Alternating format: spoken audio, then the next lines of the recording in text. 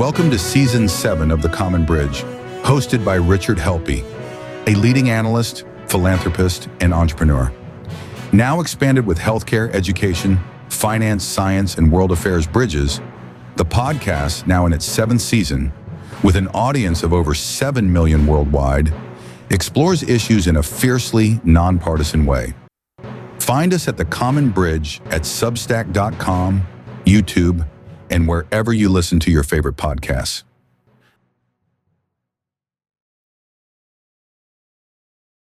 This is Nate Kaufman with the Healthcare Bridge, and today I'm excited to welcome a friend and colleague, Jeff Flaks, who is the CEO of Hartford Healthcare. Jeffrey, welcome.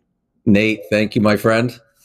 It's nice to see you. To start out, what we try to do is provide an insider's perspective on healthcare. But first, let's talk about your origin story. Can you give us some of your background and something about Hartford Healthcare? Nate, first of all, I consider myself so blessed to work in this field. You know, I love this field. I love what we do in healthcare. I think it's the greatest place to work. We have such an opportunity to get up every day, make our community better, make the world better. So for me, I've been in healthcare since the beginning. I was in high school. Both my mom and dad were public school teachers in Southern Connecticut, where I was raised. And, you know, so we had a real sense of community, real sense in my family of giving back, being really deeply engaged. And I started working as a delivery boy at a local pharmacy and did it for about 2 years. And it just afforded me a chance to see healthcare, both in community centers, FQHCs, hospitals, nursing homes, doctors' offices. And it really gave me the chance to see so much about healthcare and to see so much about what it really means that I fell in love with it from that day forward. And, you know, I've been fortunate now for about 30 years to have been able to contribute to just trying to make healthcare better every day. In fact, I understand you were one of the modern healthcare up-and-comers that's now called 40 under 40. So you should be congratulated. There aren't a lot of people who are actually nominated and selected for that. Well, Nate, as some may know, you were one of the truly original up-and-comers because you predate me slightly. But for me, it was already some time ago also. I was working in New York at the time. Look, I was very blessed, you know, fortunate to be in that position and to be recognized at that time for contributing, you know, to our field and try to do it in any way that I possibly can. And can you tell us something about Hartford Healthcare, just a little bit about the system and how many hospitals, that kind of stuff? Yeah, Nate, as you know, Hartford Healthcare serves really the entire state of Connecticut. So we're in all 8 counties. We have more than 500 locations here in Connecticut, several into Western Massachusetts, into Rhode Island, but principally serving Connecticut. We have about 47,000 people who work within our health system. We're just approaching $8 billion this year in terms of our annual operating budget. And we have about 10 hospital campuses across Connecticut. So we're a comprehensive system. We have very significant programs in home care, significant programs, pre-hospital care, very significant ambulatory network. And we've been extremely focused on driving more access, creating more affordable options for care, improving significantly the issues around health equity, and working to make healthcare better, higher quality. So I remember when in the 90s, Hartford Healthcare basically had 2 hospitals, and I think you contributed to the growth. What's the difference between a great CEO and a not so great CEO of a healthcare system? What do you think really makes a CEO stand out in today's environment? You know, to me, it's staying really close to the organization, close to the operations, close to the community, staying really close to the purpose of the organization. Right. At the end of the day, this is about delivering better healthcare, right? Making it higher quality, more convenient, lower cost, you know, more equitable. But that needs to be done, from deep within the organization. So I think a leader has to listen, has to be closely engaged, has to understand the real issues, that our colleagues who work here are working through to try to do their jobs to the best of their ability. Has to really understand the issues that our customers, right, our patients, our residents are experiencing, within our organization. So, to me, it's really staying really obsessed both with improvement, continuous improvement, and at the same time, staying very close to the purpose and legitimacy and realness of the organization. That makes a lot of sense to me, for sure. Their health systems today are getting criticized a lot. You hear, they're bloated. They're not focused on cost. They're, you name it. They're sponsoring sports teams as opposed to providing care to people. What do you say to folks that are critical? Look, I think we have to listen, right? First and foremost, always. But to me, it's really about the core of the organization. We need to be accountable, and we need to demonstrate the value that we're creating. In our organization, I talk all the time that we can't protect the status quo; we have to change it, and we need to disrupt it because healthcare isn't accessible. It has not been affordable, right? We cannot, continue to drive up, rates and see these, above inflationary adjustments. We've got to figure out ways to deliver care at lower cost settings, more, that are more preventive related care, and to move to being outcomes based, as opposed to productivity based as we go forward. We need to recognize healthcare needs to be better. So from my point of view, when you're leading, there's times I've seen it in our own health system in the early days when we're building Hartford Healthcare, where there would have been criticism because we were starting to bring together the different components of the health system. But we had a vision and we had a purpose and we had a destination in mind. And people who were trying to protect the status quo to say, stay the way you are, those original individual independent hospitals that became Hartford Healthcare never had the capacity to do what we do today. So when you look at what we're building today, using artificial intelligence, using machine-based learning, the capacity to manage and coordinate care differently, the ability to diversify so that we can move care to more convenient, more cost-effective settings, that never would have been possible if we didn't change. So at one level, I think you have to listen and have to understand, the concerns that are being expressed. But at the same time, you have to be purposeful and principled and having a clear vision and destination. And sometimes you have to just move forward, right? And let the outcomes ultimately speak for themselves. And I think in a lot of ways, that's what's happening right now. Yeah, and you're very energetic about healthcare as opposed to me, who was a little bit less energetic. I mean, I hate giving my speech because when I talk about healthcare and the new beautiful bill and 340B, which is a regulation, a loophole, is being challenged, and site neutral, another loophole, is being challenged. And these are all necessary for us to compensate for the underfunding of care. I mean, how do you maintain your optimism in the face of all of these potential headwinds? Nate, I have to tell you, and I understand what you're saying because, I go to different meetings with my peers and, you listen to thought leaders like yourself and others, and there's many people who are focused on the headwinds we're up against today.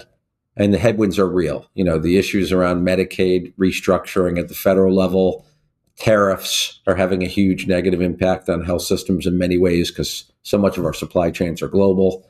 Issues around eligibility and different aspects of payer reform, payer relations.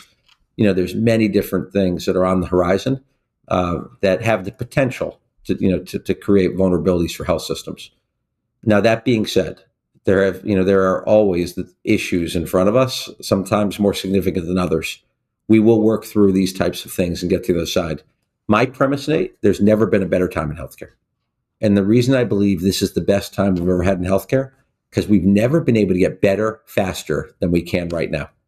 Historically, Nate, and I know you know this better than anyone, in healthcare, you'd add new technology and it would make doctors and nurses' lives more difficult, and it would make them slower, less efficient, more administrative, pull them away from the bedside or the patient.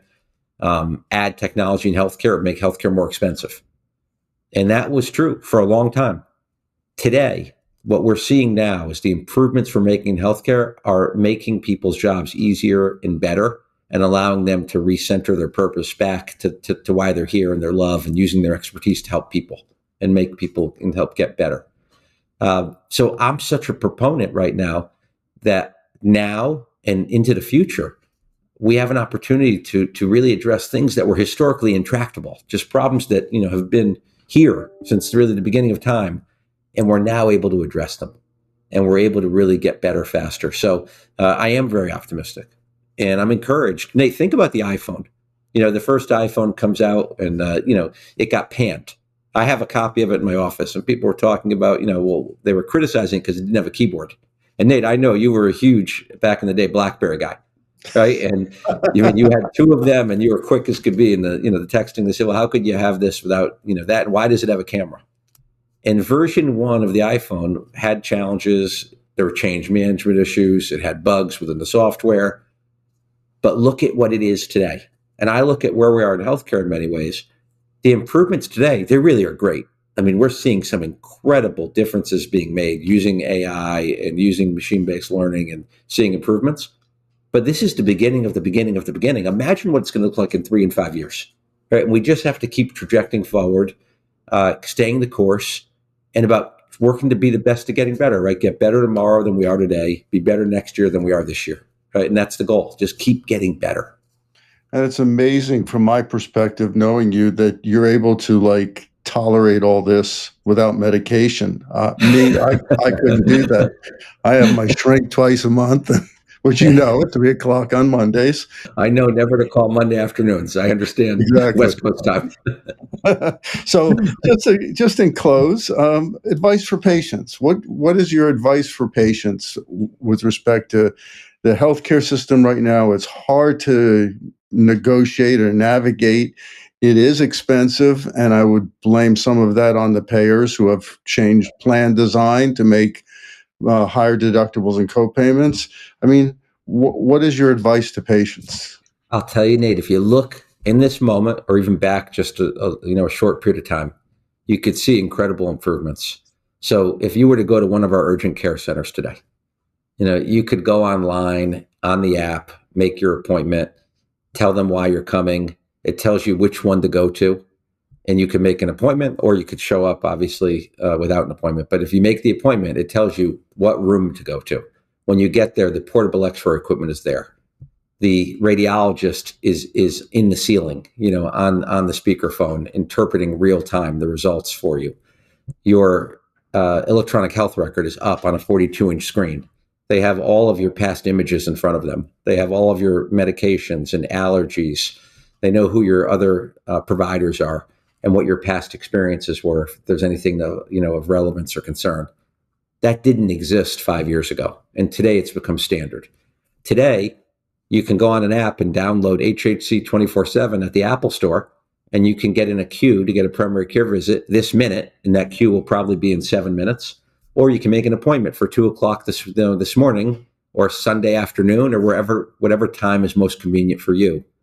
And you can pick your provider, and you could set up the parameters of which you have that primary care experience 24/7, and they could prescribe, labs and imaging or whatever type of ancillary services you need. That didn't exist 6 months ago.